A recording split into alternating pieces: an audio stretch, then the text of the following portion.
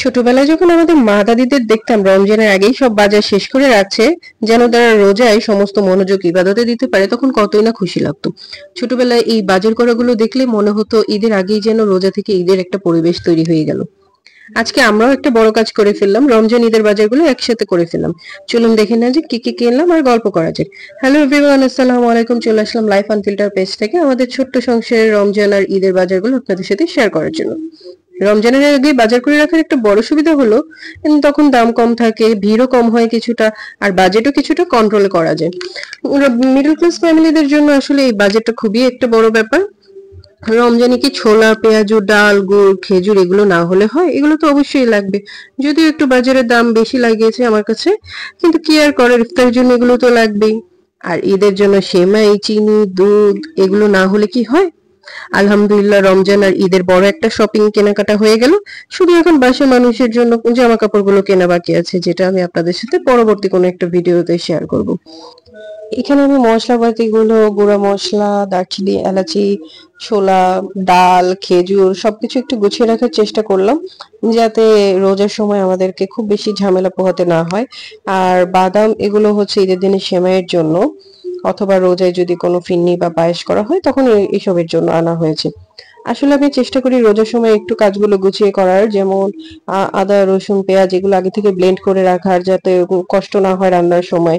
ডালটা একটু ব্লেন্ড করে রাখার, যাতে ইফতারের আগে দিয়ে আমি বের করে একটু শুধু পেঁয়াজুটা করে নিলাম। ছোলাটা একটু করে রাখার চেষ্টা করি, যাতে একদিন রান্না করে 2-3 দিন খাওয়া যায়। আসলে সারাদিন রোজা রাখার পর ইফতারের সময় এত কাজ করতে আসলে ভালো লাগে না। কিছু স্ন্যাক্স আইটেম আমি আগে থেকে করে ফ্রোজেন করে নেই। আশা করি সামনে কখনো সুযোগ হলে আপনাদের সাথে আমি সেগুলো শেয়ার করব। ফ্রোজেন আইটেম গুলো জাস্ট বের করে আমি একটু ভেজে নিই। এতে করে কি হয় যে ইফতারে অনেকখানি কাজ সহজ হয়ে যায় আমাদের সবার জন্য।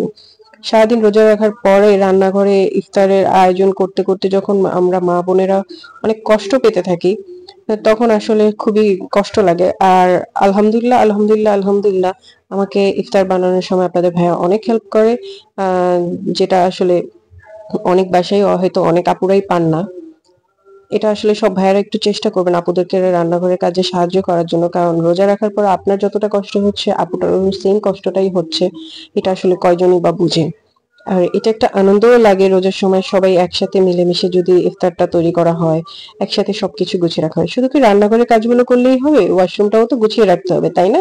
এখানে ওয়াশরুম ক্লিন করার জন্য যা যা প্রয়োজন আমি সবকিছুই কেনাকাটা করে নিয়েছি। এখানে আমি চেষ্টা করেছি ঘরের সবকিছুই কভার করার জন্য। এছাড়া কিছু আইটেম আমার এখানে ক্লিপসটা নেওয়া হয় নাই, সেগুলো আসলে আমি ক্লিপসটা নিতে ভুলে গিয়েছি। এই তো আজকের মতো এইটুকুই।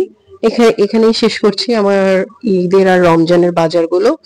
আপনারাও শেয়ার করবেন আপনাদের বাজার হয়েছে কিনা। আর এই ভিডিওটা রমজানের আগে করা, এডিটিং করার সময় পাইনি, তাই আসলে এখন দেওয়া। আশা করি সবাই আমাদের সাথে থাকবেন। আসসালামু আলাইকুম।